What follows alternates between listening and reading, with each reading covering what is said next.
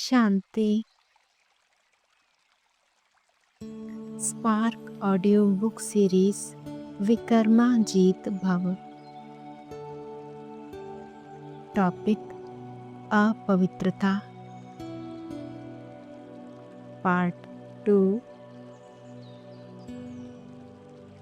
अव्यक्त मुरली 14 अप्रैल 83।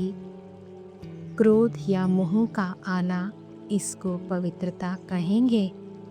मोह अपवित्रता नहीं है क्या? अगर नष्टु मोहा नहीं बनेंगे तो स्मृति स्वरूप भी नहीं बन सकेंगे। कोई भी विकार आने नहीं देना। जब किसी भी विकार को आने नहीं देंगे तब कहेंगे पवित्र और योगी भव। अव्यक्त मुरली 17 अप्रैल 83। किसी भी प्रकार की अपवित्रता है तो होली हंस नहीं। होली हंस संकल्प भी अशुद्ध नहीं कर सकते। संकल्प भी बुद्धि का भोजन है। अगर अशुद्ध व व्यर्थ भोजन खाया तो सदा तंदुरुस्त नहीं रह सकते। व्यर्थ चीज को फेंका जाता, इकट्ठा नहीं किया जाता। इसलिए व्यर्थ संकल्प को भी समाप्त करो। इसी को ही होली हंस कहा जाता है। अच्छा। अव्यक्त मुरली 9 मई 83। पूज्य आत्माओं अर्थात अलौकिक परिवार की आत्माओं के प्रति अगर कोई भी अपवित्र दृष्टि जाती है तो यह स्मृति का फाउंडेशन कमज़ोर है और यह महा पाप है।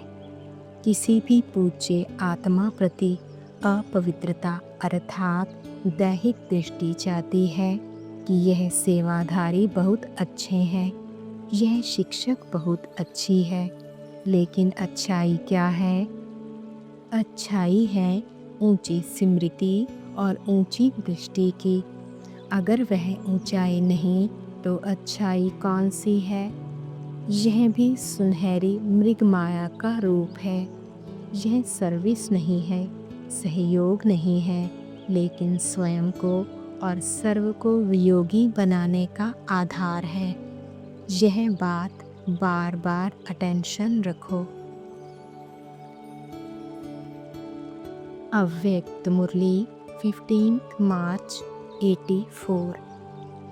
यह होली का उत्सव, होली अर्थात पवित्र बनने का उत्साह दिलाने वाला है। जो भी यादगार विधि मनाते हैं उन सब विधियों में पवित्र बनने का सार समाया हुआ है। पहले होली बनने व होली मनाने के लिए अपवित्रता, बुराई को भस्म करना है, जलाना है। जब तक अपवित्रता को संपूर्ण समाप्त नहीं किया है तब तक पवित्रता का रंग चढ़ नहीं सकता। पवित्रता की दृष्टि से एक दो में रंग रंगने का उत्सव मना नहीं सकते। अव्यक्त मुरली 20 अप्रैल 84।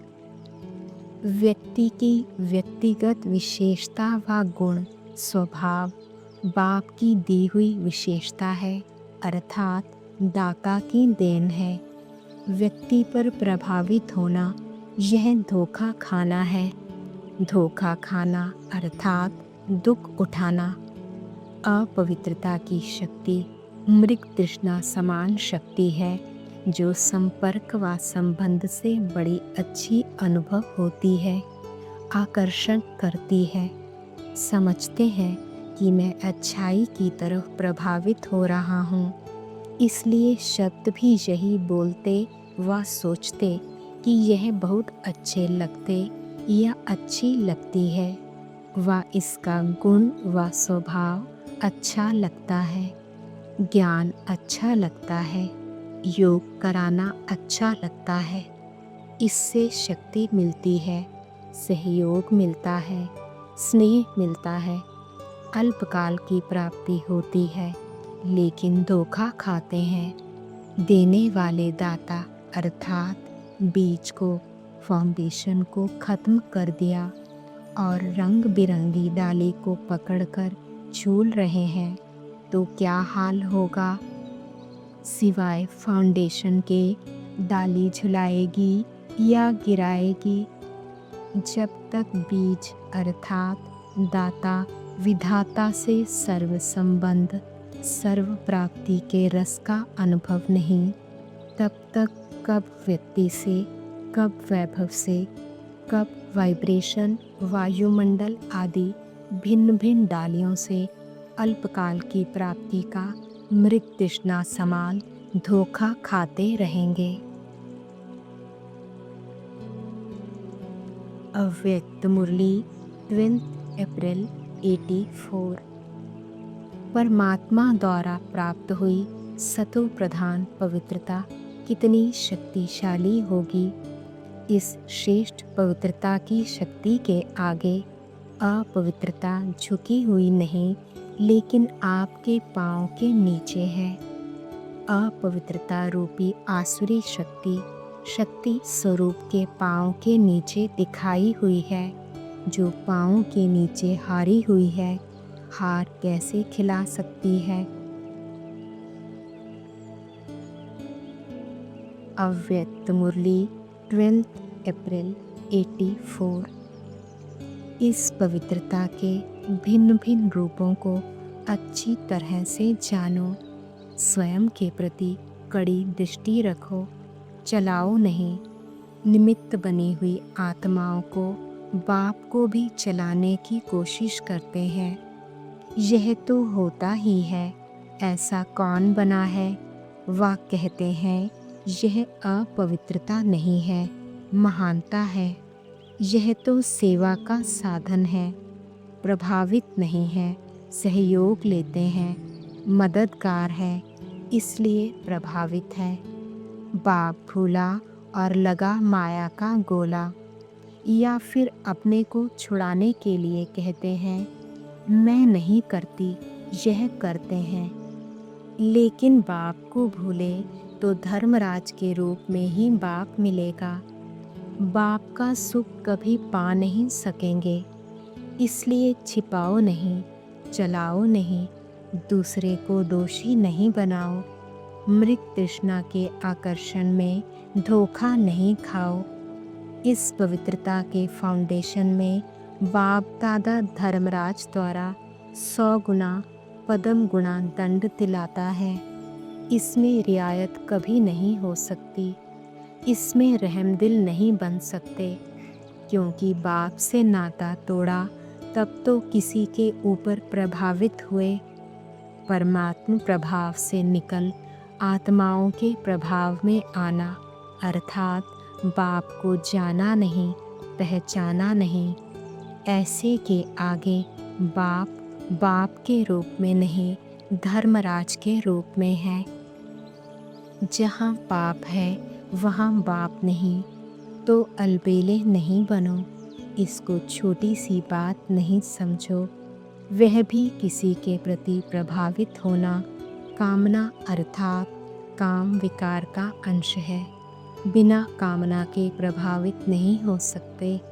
वह कामना भी काम विकार है, महाशत्रु है। यह 2 रूप में आता है। कामना या तो प्रभावित करेगी या परेशान करेगी।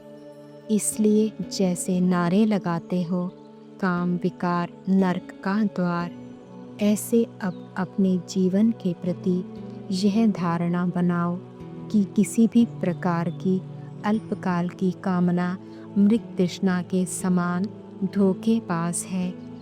कामना अर्थात धोखा खाना। ऐसी कड़ी दृष्टि वाले इस काम अर्थात कामना पर काली रूप बनो, स्नेही रूप नहीं बनो। बेचारा है, अच्छा है, थोड़ा थोड़ा है, ठीक हो जाएगा। नहीं, विकर्म के ऊपर विकराल रूप धारण करो, दूसरों के प्रति नहीं, अपने प्रति। तब विकर्म विनाश कर फरिश्ता बन सकेंगे। योग नहीं लगता तो चेक करो, ज़रूर कोई छिपा हुआ विकर्म अपने तरफ खींचता है। ब्राह्मण आत्मा और योग नहीं लगे, यह हो नहीं सकता। ब्राह्मण माना ही एक के हैं, एक ही है, तो कहाँ जाएंगे? कुछ है ही नहीं तो कहाँ जाएंगे? अच्छा। अव्यक्त मुरली 23 दिसंबर 85। दुख और अशांति का ज़रा भी अनुभव होता है तो अवश्य कोई ना कोई अपवित्रता का प्रभाव है। पवित्रता सिर्फ काम जीत, जगत जीत बनना यह नहीं है, लेकिन काम विकार का वंश सर्व हद की कामनाएं हैं। काम जीत अर्थात सर्व कामनाएं जीत, क्योंकि कामनाएं अनेक विस्तार पूर्वक है। कामना एक है वस्तुओं की, दूसरी व्यक्ति द्वारा हद के प्राप्ति की कामना है, तीसरी संबंध निभाने में भी हद की कामनाएं अनेक प्रकार की उत्पन्न होती हैं, चौथी सेवा भावना में भी हद की कामना का भाव उत्पन्न हो जाता है। इन चार ही प्रकार की कामनाओं को समाप्त करना अर्थात सदा के लिए दुख अशांति को जीतना। अब अपने आप से पूछो, इन चार ही प्रकार की कामनाओं को समाप्त किया है? कोई भी विनाशी वस्तु अगर बुद्धि को अपनी तरफ आकर्षित करती है तो ज़रूर कामना का रूप लगाव हुआ। रॉयल रूप में शब्द को परिवर्तन करके कहते हो, इच्छा नहीं है लेकिन अच्छा लगता है। चाहे वस्तु हो व व्यक्ति हो, लेकिन किसी के प्रति भी विशेष आकर्षण है, वो ही वस्तु व व्यक्ति ही अच्छा लगता है, अर्थात कामना है, इच्छा है, सब अच्छा लगता है, यह है यथार्थ। लेकिन यही अच्छा लगता है, यह है अयथार्थ। यह इच्छा का रॉयल रूप है। चाहे किसकी सेवा अच्छी लगती, किसकी पालना अच्छी लगती, किसके गुण अच्छे लगते, किसकी मेहनत अच्छी लगती, किसका त्याग अच्छा लगता, किसका स्वभाव अच्छा लगता, लेकिन अच्छाई की खुशबू लेना व अच्छाई को स्वयं भी धारण करना अलग बात है। लेकिन इस अच्छाई के कारण यही अच्छी है, यह अच्छा कहना इच्छा में बदल जाता है। यह कामना है जो दुख और अशांति का सामना नहीं कर सकते। एक है अच्छाई के पीछे अपने को अच्छा बनने से वंचित करना, दूसरी दुश्मनी की कामना भी नीचे ले आती है। एक है प्रभावित की कामना, दूसरी है किसी से वैर व ईर्ष्या की भावना की कामना, वह भी सुख और शांति को समाप्त कर देती है। सदा ही मन हलचल में आ जाता है। प्रभावित होने के लक्षण लगाव और झुकाव हैं। ऐसे ईर्ष्या व दुश्मनी का भाव उसकी निशानी है। जिद करना और सिद्ध करना, दोनों ही भाव में कितनी एनर्जी, कितना समय खत्म कर देते हैं, यह मालूम नहीं पड़ता है। दोनों ही बहुत नुकसान देने वाले हैं, स्वयं भी परेशान और दूसरों को भी परेशान करने वाले हैं। ऐसी स्थिति के समय ऐसी आत्माओं का यही नारा होता है, दुख लेना और दुख देना ही है, कुछ भी हो जाए लेकिन करना ही है। यह कामना उस समय बोलती है, ब्राह्मण आत्मा नहीं बोलती। इसलिए क्या होता है, सुख और शांति के संसार से बुद्धि रूपी पांव बाहर निकल जाता है। इसलिए इन रॉयल कामनाओं के ऊपर भी विजयी बनो। इन इच्छाओं से भी इच्छा मात्रन अविद्या की स्थिति में आओ। अव्यक्त मुरली 13 जनवरी 86।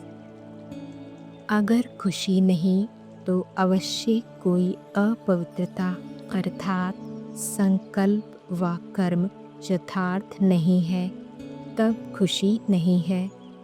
अपवित्रता सिर्फ 5 विकारों को नहीं कहा जाता, लेकिन संपूर्ण आत्माओं के लिए, देवात्मा बनने वालों के लिए अयथार्थ, व्यर्थ, साधारण संकल्प, बोल व कर्म भी संपूर्ण पवित्रता नहीं कहा जाएगा।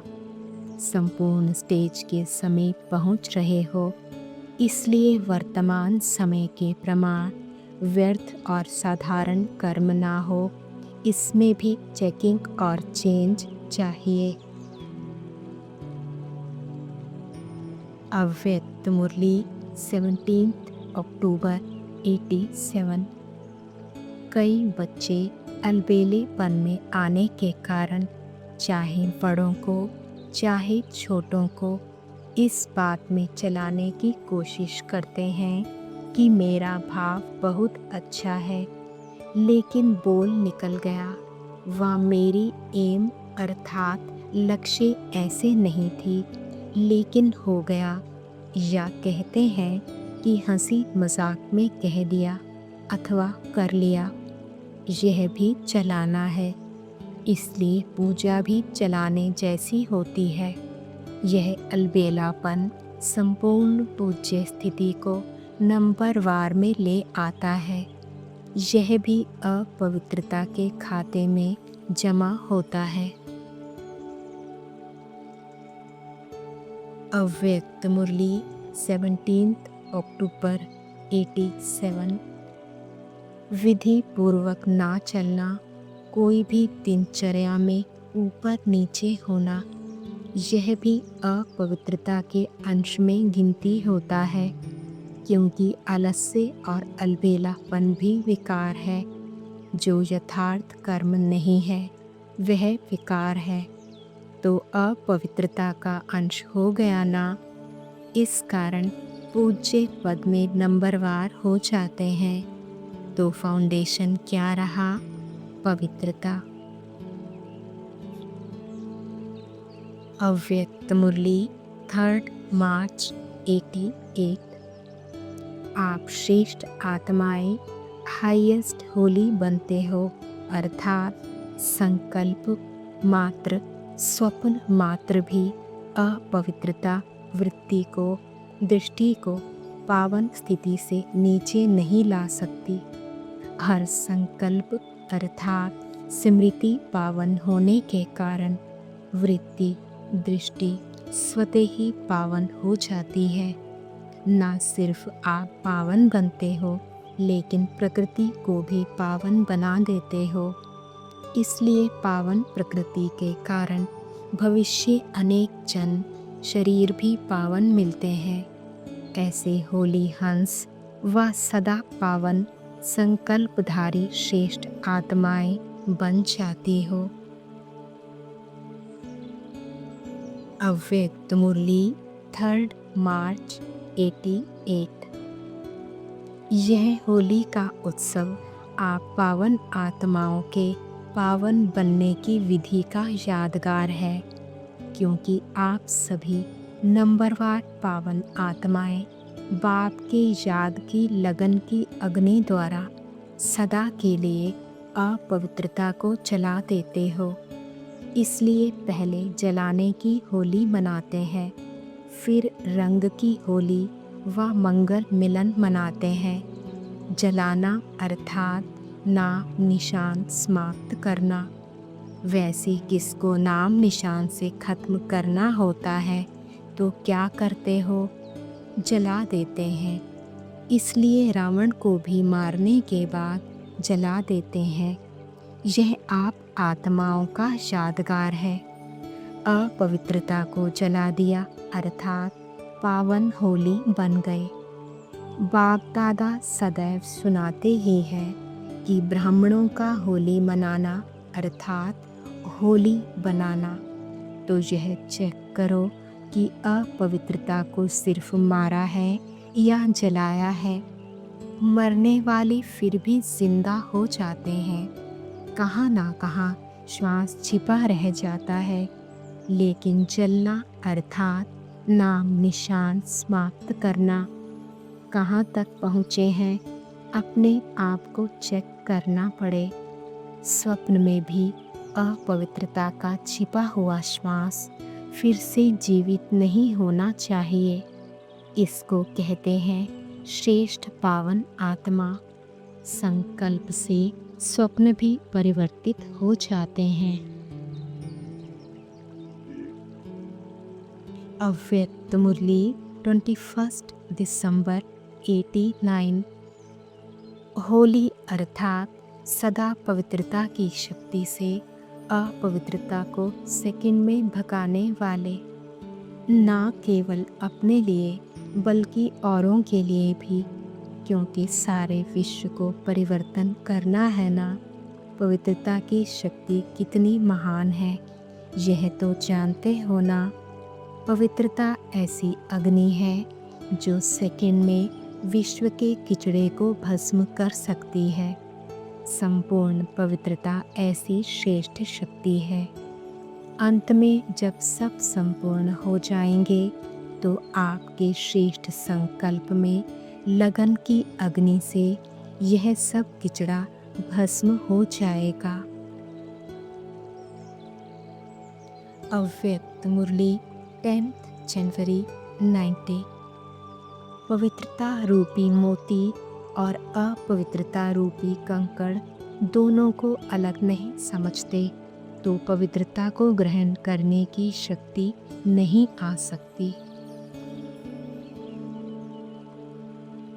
अव्यक्त मुरली 4 दिसंबर 91। तपस्या का अर्थ ही है मन, वचन, कर्म और संबंध संपर्क में अपवित्रता का अंश मात्र भी विनाश होना, नाम निशान समाप्त होना। जब अपवित्रता समाप्त हो जाती है तो इस समाप्ति को ही संपन्न स्थिति कहा जाता है। जैसे ब्राह्मण जीवन में शारीरिक आकर्षण व शारीरिक टचिंग अपवित्रता मानते हो, ऐसे मन बुद्धि में किसी विकार के संकल्प मात्र की आकर्षण व टचिंग, इसको भी अपवित्रता कहा जाएगा।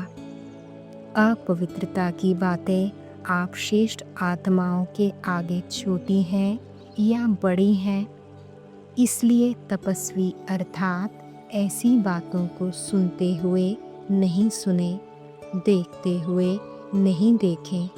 ऐसा अभ्यास किया है, ऐसी तपस्या की है। अव्यक्त मुरली 7 मार्च 93। संपूर्ण पवित्र अर्थात अपवित्रता का अंश मात्र भी ना हो। जैसे पवित्रता का सुख शांति से गहरा संबंध है, ऐसे अपवित्रता का भी 5 विकारों से गहरा संबंध है। इसलिए कोई भी विकार का अंश मात्र भी ना रहे, इसको कहा जाता है पवित्रता। अव्यक्त मुरली 18 नवंबर 93। मन, वचन, कर्म, संबंध, संपर्क, सब प्रकार की पवित्रता, इसको कहा जाता है एक धर्म अर्थात एक धारणा। स्वप्न मात्र, संकल्प मात्र भी अपवित्रता अर्थात दूसरा धर्म ना हो, क्योंकि जहाँ पवित्रता है वहाँ अपवित्रता अर्थात व्यर्थ व विकल्प का नाम निशान नहीं होगा। ऐसे समर्थ सम्राट बने हो व ढीले ढाले राजे हो व कभी ढीले कभी सम्राट, कौन से राजे हो, अगर अभी छोटा सा एक जन्म का राज्य नहीं चला सकते तो 21 जन्म का राज्य अधिकार कैसे प्राप्त करेंगे? संस्कार अब भर रहे हैं। अभी के श्रेष्ठ संस्कार से भविष्य संसार बनेगा। तो अभी से एक राज्य, एक धर्म के संस्कार भविष्य संसार का फाउंडेशन है। अव्यक्त मुरली 10 जनवरी 94।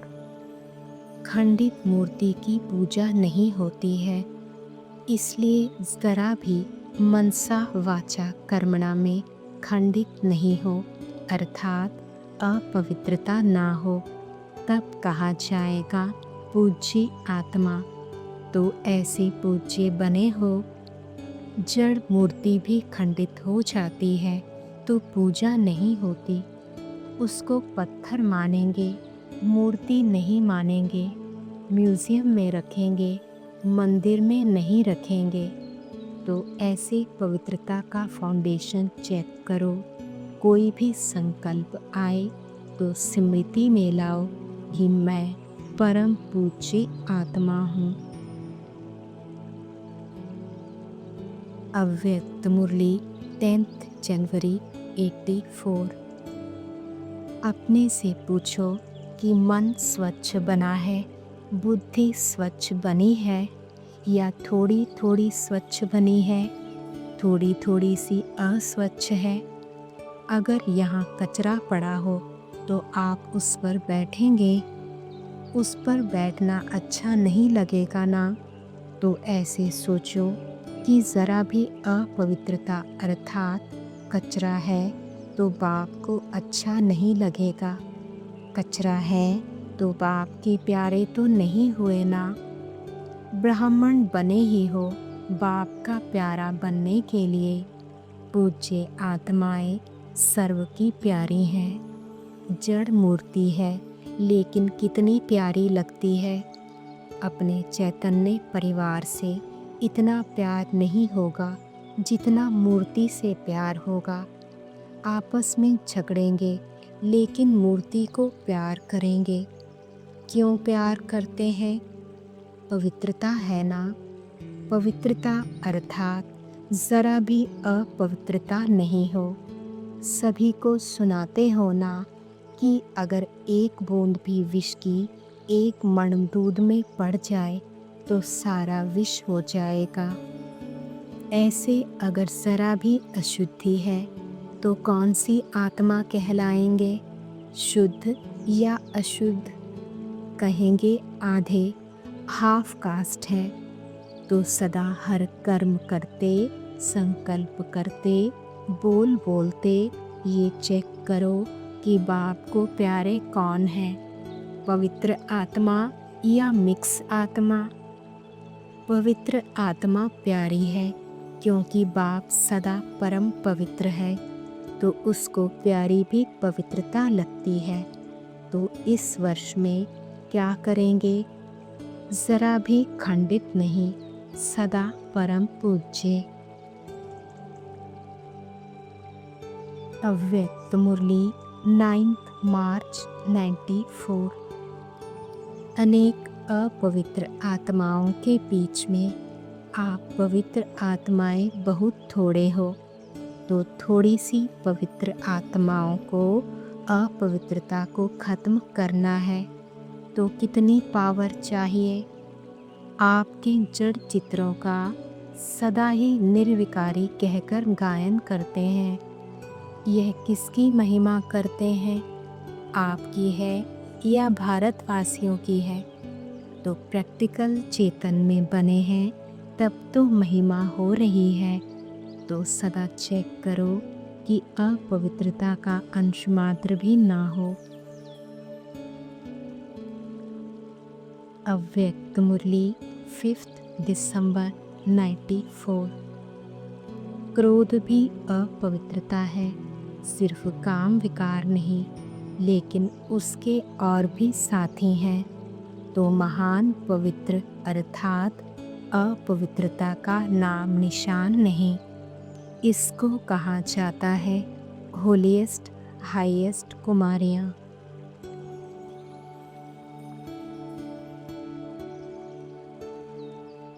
ओम शांति।